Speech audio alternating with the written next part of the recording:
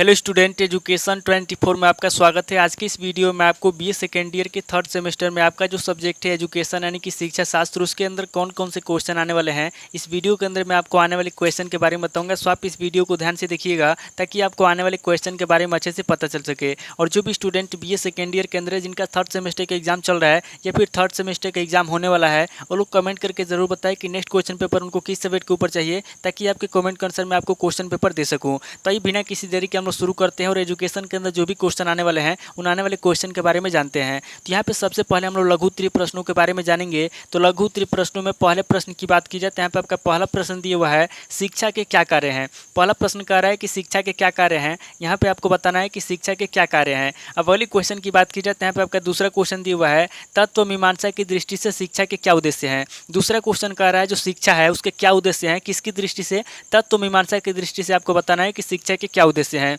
अब अगली क्वेश्चन की बात की जाए तो यहाँ पे आपका तीसरा क्वेश्चन दिया हुआ है, मूल्य मीमांसा का क्या अर्थ है। तीसरा क्वेश्चन कह रहा है जो मूल्य मीमांसा है उसका क्या अर्थ है। यहाँ पे आपको मूल्य मीमांसा का अर्थ बताना है। अब अगली क्वेश्चन की बात की जाए तो यहाँ पे आपका चौथा क्वेश्चन दिया हुआ है, वेदांत दर्शन के अनुसार शिक्षा के क्या उद्देश्य हैं। चौथा क्वेश्चन कह रहा है जो वेदांत दर्शन है, यहाँ पे आपको वेदांत दर्शन के अनुसार बताना है कि शिक्षा के क्या उद्देश्य हैं। अब अगली क्वेश्चन की बात की जाए तो यहाँ पे आपका पांचवा क्वेश्चन दिया हुआ है, श्रीमद् भगवद गीता के अनुसार शिक्षा का उद्देश्य बताइए। पांचवा क्वेश्चन कह रहा है कि जो श्रीमद् भागवत गीता है, यहाँ पे आपको श्रीमद् भागवत गीता के अनुसार शिक्षा का उद्देश्य बताना है। अब अगली क्वेश्चन की बात की जाए तो यहाँ पे आपका छठा क्वेश्चन दिया हुआ है, आदर्शवाद और अनुशासन पे प्रकाश डालिए। छठा क्वेश्चन कह रहा है जो आदर्शवाद है और जो अनुशासन है, यहाँ पे आपको आदर्शवाद और अनुशासन पे प्रकाश डालना है। अब अगली क्वेश्चन की बात की जाए तो यहाँ पे आपका सातवां क्वेश्चन दिया हुआ है, प्रयोजनवाद में अध्यापक की क्या भूमिका है। सातवां क्वेश्चन कह रहा है जो प्रयोजनवाद है, यहाँ पे आपको बताना है कि प्रयोजनवाद में अध्यापक की क्या भूमिका है। अब अगली क्वेश्चन की बात की जाए तो यहाँ पे आपका आठवां क्वेश्चन दिया हुआ है, प्रकृतिवाद की प्रमुख विशेषताएं क्या है। आठवां क्वेश्चन कह रहा है जो प्रकृतिवाद है उसकी प्रमुख विशेषता क्या है।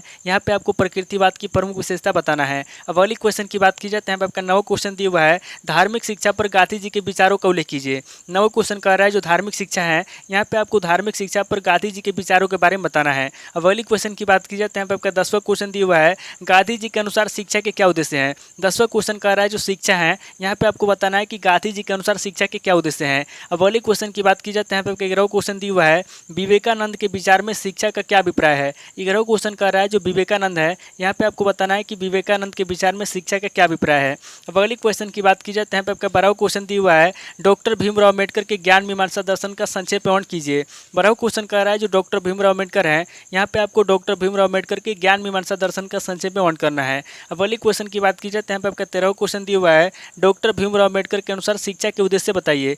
13वां क्वेश्चन कह रहा है जो डॉक्टर भीमराव अम्बेडकर है, यहाँ पे आपको भीमराव अम्बेडकर के अनुसार शिक्षा का उद्देश्य बताना है। अब अगली क्वेश्चन की बात की जाए तो यहाँ पे आपका 14वां क्वेश्चन दिया हुआ है, रूसो के अनुसार शिक्षा के उद्देश्य बताइए। 14वां क्वेश्चन कह रहा है जो रूसो है, यहाँ पे आपको रूसो के अनुसार शिक्षा के उद्देश्य बताना है। अब अगली क्वेश्चन की बात की जाए तो यहाँ पे आपका 15वां क्वेश्चन दिया हुआ है, डीवी ने शिक्षा को त्रिमुखी प्रक्रिया क्यों कहा है। 15वां क्वेश्चन कह रहा है जो डीवी है, यहाँ पे आपको बताना है कि डीवी ने शिक्षा को त्रिमुखी प्रक्रिया क्यों कहा है। अब अगली क्वेश्चन की बात की जाए तो यहाँ पे आपका 16वां क्वेश्चन दिया हुआ है, सामाजिक स्तरीकरण क्या है, इसकी प्रक्रिया समझाइए। 16वां क्वेश्चन कह रहा है कि सामाजिक स्तरीकरण क्या है, यहाँ पे आपको सबसे पहले सामाजिक स्तरीकरण के बारे में बताना है, उसके बाद आगे आपको इसकी प्रक्रिया को समझाना है।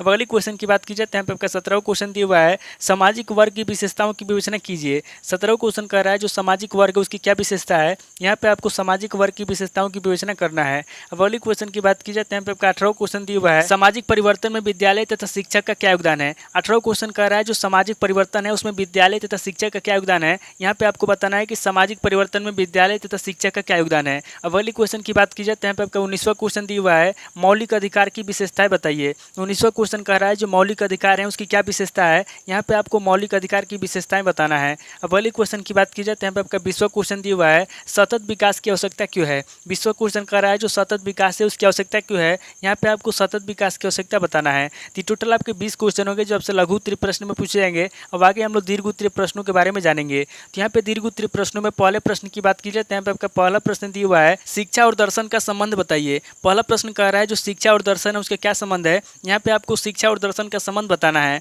अब अगली क्वेश्चन की बात की जाए तो यहाँ पे आपका दूसरा क्वेश्चन दिया हुआ है, तत्व मीमांसा पर आधारित शिक्षा की विवेचना कीजिए। दूसरा क्वेश्चन कह रहा है जो तत्व मीमांसा है, यहाँ पे आपको तत्व मीमांसा पर आधारित शिक्षा की विवेचना करना है। अब अगली क्वेश्चन की बात की जाए तो यहाँ पे आपका तीसरा क्वेश्चन दिया हुआ है, वेदांत दर्शन के अनुसार शिक्षण विधियों का वर्णन कीजिए। तीसरा क्वेश्चन कह रहा है जो वेदांत दर्शन है, यहाँ पे आपको वेदांत दर्शन के अनुसार शिक्षण विधियों का वर्णन करना है। अब अगली क्वेश्चन की बात की जाए तो यहाँ पे आपका चौथा क्वेश्चन दिया हुआ है भगवत गीता दर्शन का शैक्षिक महत्व बताइए। चौथा क्वेश्चन कह रहा है जो भगवत गीता दर्शन है उसका शैक्षिक महत्व क्या है। यहाँ पे आपको भगवत गीता दर्शन का शैक्षिक महत्व बताना है। अगले क्वेश्चन की बात की जाए तो यहाँ पे आपका पांचवा क्वेश्चन दिया हुआ है आदर्शवाद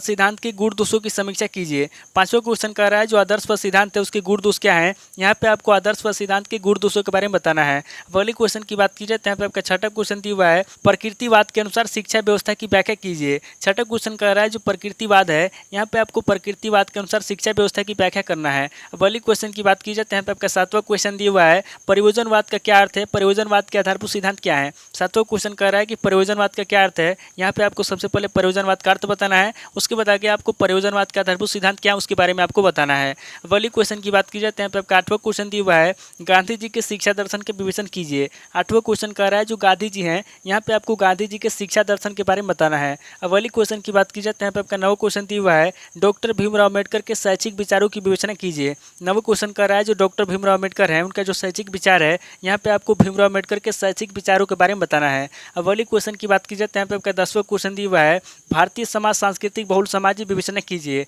10वां क्वेश्चन कह रहा है जो भारतीय समाज है सांस्कृतिक बहुल समाज है इसकी आपको विवेचना करना है कि भारतीय समाज सांस्कृतिक बहुल समाज है।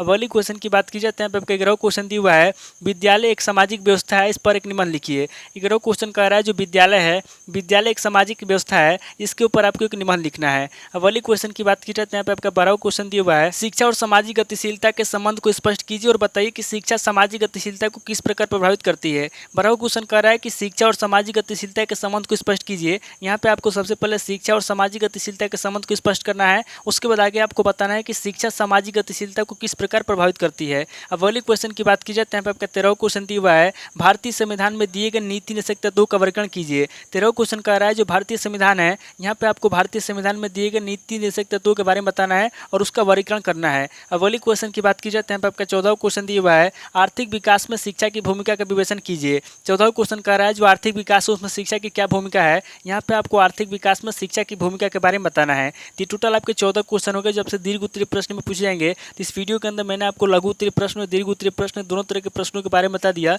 आप इन दोनों तरह के प्रश्नों को नोट कर लीजिए और किसी किताब से सीरीज से मिलाकर के याद कर लीजिए। तो दोस्तों आज इस वीडियो को मैं स्किप करता हूँ, मिलता हूँ आपसे नेक्स्ट वीडियो में। अगर आपको वीडियो अच्छा लगा तो वीडियो को लाइक कीजिए, शेयर कीजिए और कमेंट करके बताइए कि आपको नेक्स्ट क्वेश्चन पेपर किस सब्जेक्ट के ऊपर चाहिए। थैंक यू दोस्तों।